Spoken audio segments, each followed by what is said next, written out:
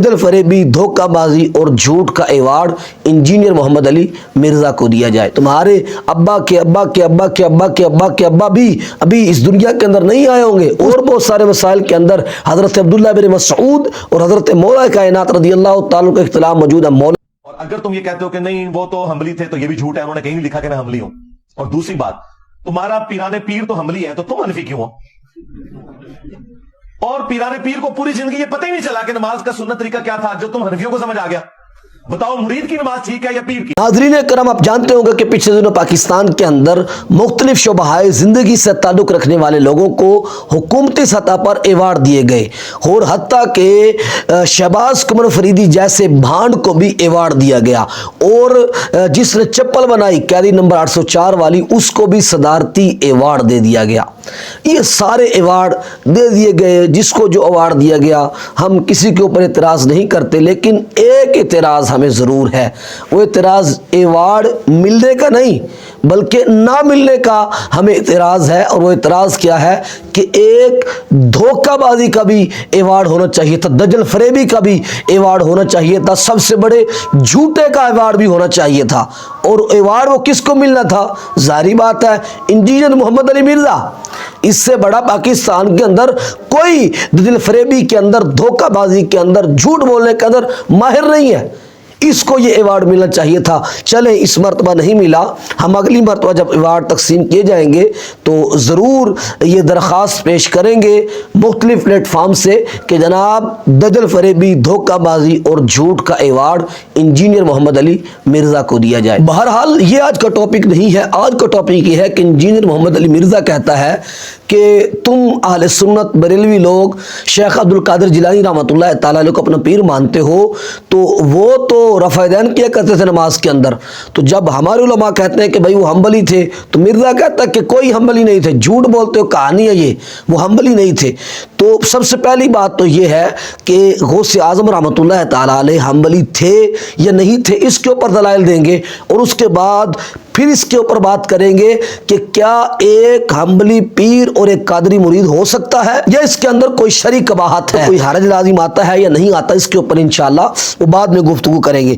تو سب سے پہلے یہ یاد رکھیے گا کہ چاروں ائمہ جو بڑے ائمہ ہیں، حضرت امام اعظم ابو حنیفہ رحمۃ اللہ تعالیٰ علیہ، امام شافعی رحمۃ اللہ تعالیٰ علیہ، امام مالک رحمۃ اللہ تعالیٰ علیہ، حضرت امام احمد بن حنبل رحمۃ اللہ تعالیٰ علیہ، یہ چاروں اہل سنت کے معتبر ترین علماء کرام ہیں، اور اللہ تبارک و تعالیٰ نے سب کو فقہی بصیرت عطا کی تھی۔ تو یہ بات جائز ہے، درست ہے کہ پیر حنبلی ہو اور مرید وہ فقہ حنفی کو ماننے والا ہو، یا پیر فقہ حنفی کو ماننے والا ہو اور مرید فقہ حنبلی یا فقہ مالکی یا فقہ شافعی کو ماننے والا، اس کے اندر کوئی حرج نہیں ہے۔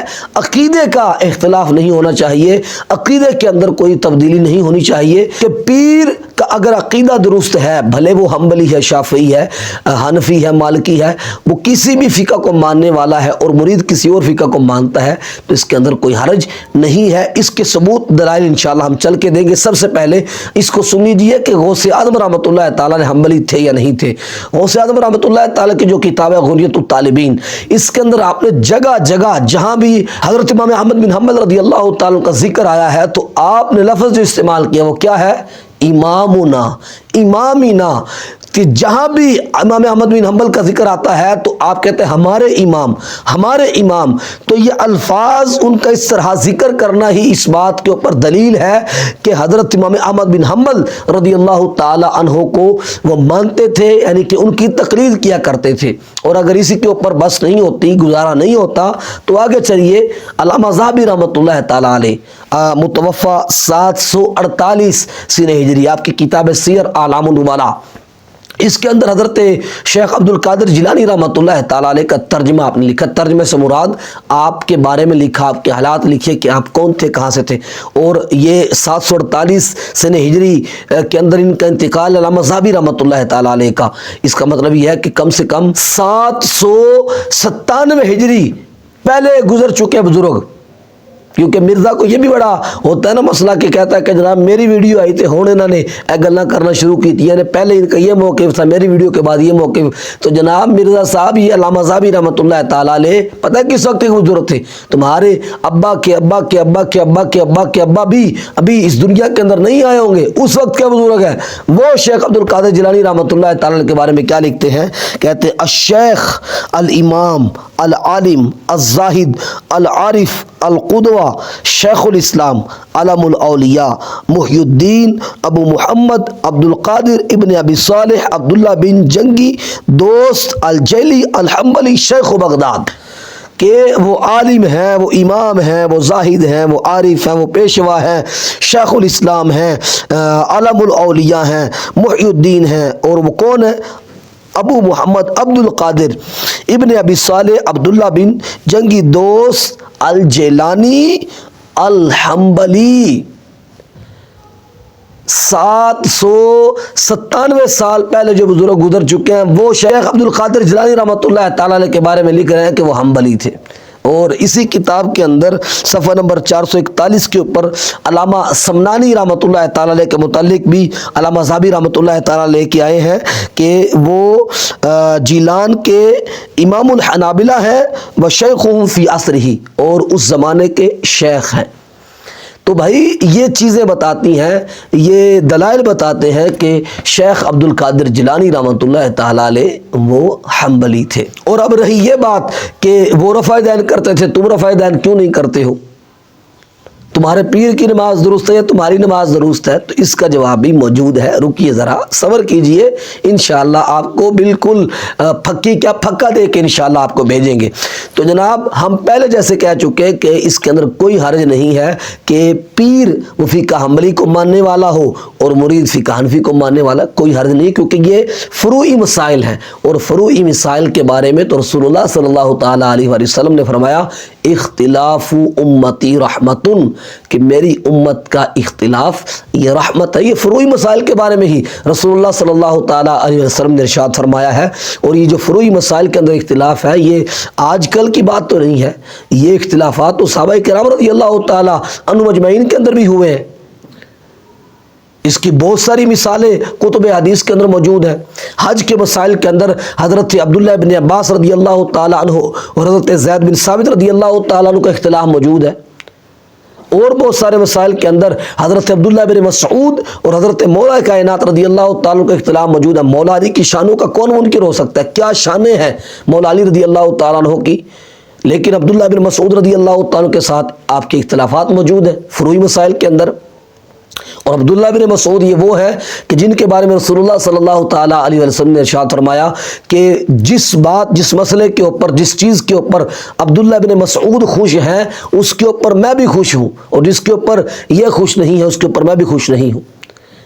اس امت کے حبر ہیں، حبر الامہ ہیں، یہ اس امت کے سب سے بڑے عالم ہیں جن کے بارے میں رسول اللہ صلی اللہ تعالی وسلم نے فرمایا، تو ان کے اختلافات موجود ہیں۔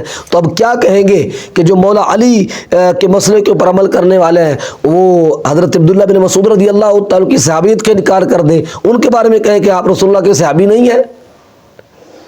یا حضرت عبداللہ بن مسعود رضی اللہ تعالیٰ عنہ کے مسئلے کو جو عمل کرتے ہیں ان کے پیروی کرتے ہوئے اس مسئلے کے اوپر عمل کر رہے ہیں، وہ حضرت مولا علی کے بارے میں کہیں گے؟ تو یہ بالکل بات غلط ہے۔ صحابہ کرام رضی اللہ تعالیٰ عنہ کے اندر بھی اختلاف ہوا ہے، بلکہ رسول اللہ صلی اللہ تعالیٰ علیہ وسلم کے دور کے اندر بھی اختلاف ہوا ہے صحابہ کے درمیان۔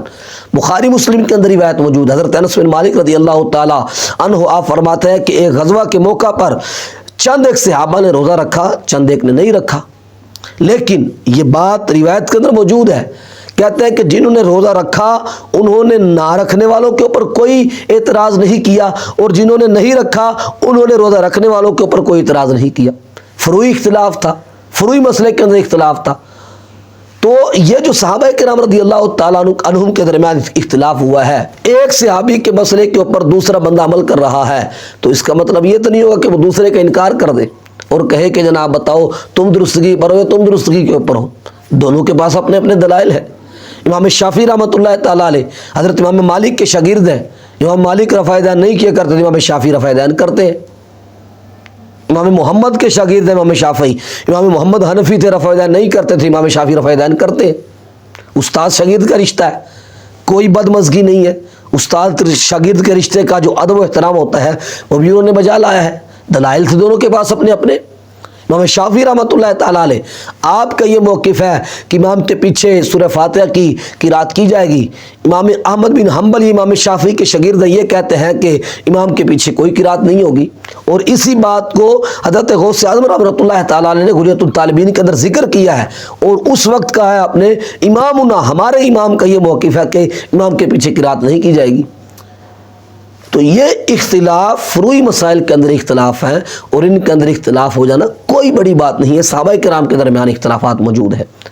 کسی نے ایک صحابی کی اگر کسی بات کے اوپر عمل کیا تو دوسرے کو یہ نہیں کہا کہ ان کا انکار کر دو، وہ غلطی پر ہیں. دونوں کے پاس اپنے اپنے دلائل ہیں. تو اسی طرح امام اعظم، امام شافعی، امام احمد بن حنبل، امام مالک رحمۃ اللہ تعالیٰ علیہ، ان سب کے پاس اپنے اپنے دلائل قرآن و حدیث سے موجود ہیں.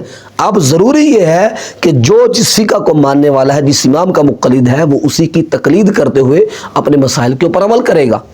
اور یہ جو بیعت و ارادت ہے، یہ ایک طریقت کا معاملہ ہے، یہ درست ہے. اور خود غوث اعظم رحمۃ اللہ تعالیٰ علیہ، ان کے شیوخ میں اگر ہم دیکھتے ہیں جو سلسلہ قادریہ ہے وہ آگے چلتا ہے. ایک بزرگ ہیں حضرت شیخ عبد الواحد تمیمی رحمۃ اللہ تعالیٰ، متوفہ 410 ہجری، یہ خود حنفی ہیں.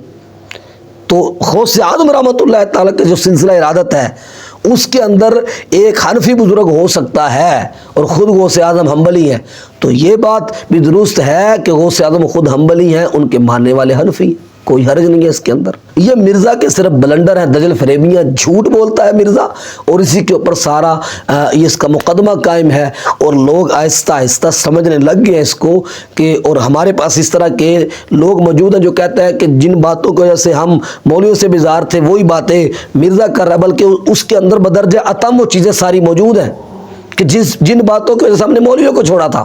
الحمدللہ لوگ آہستہ آہستہ سمجھ رہے ہیں، اور یقیناً انشاءاللہ ایک وقت آئے گا یہ جینوی فتنہ بالکل سرے سے ختم ہو جائے گا. اللہ تعالیٰ سے دعا ہے کہ اللہ تبارک و تعالیٰ ہمیں ہمیشہ حق سچ مان کے اس کے اوپر عمل کرنے کی توفیق عطا فرمائے.